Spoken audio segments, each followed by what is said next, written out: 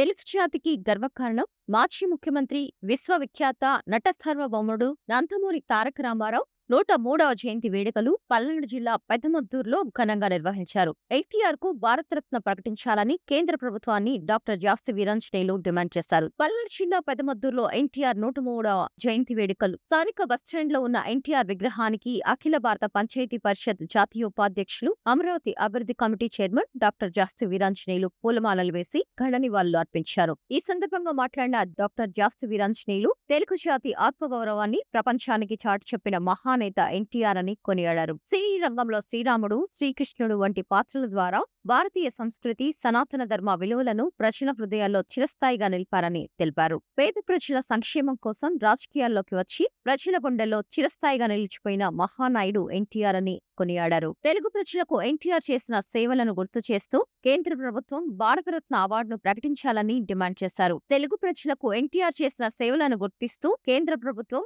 భారతరత్న అవార్డును ప్రకటించాలని డిమాండ్ చేశారు. ప్రధానమంత్రి నరేంద్ర మోడీ నాయకత్వంలోని కేంద్ర ప్రభుత్వం ఎన్టీఆర్ సేవలకు తగిన గౌరవం ఇవ్వాలని, తెలుగు ప్రజల చిరకాల కోరికను నెరవేర్చాలని కోరారు. ఈ కార్యక్రమంలో తెలుగుదేశం పార్టీ నాయకులు, గ్రామ పెద్దలు, అభిమానులు, కార్యకర్తలు పెద్ద సంఖ్యలో పాల్గొన్నారు.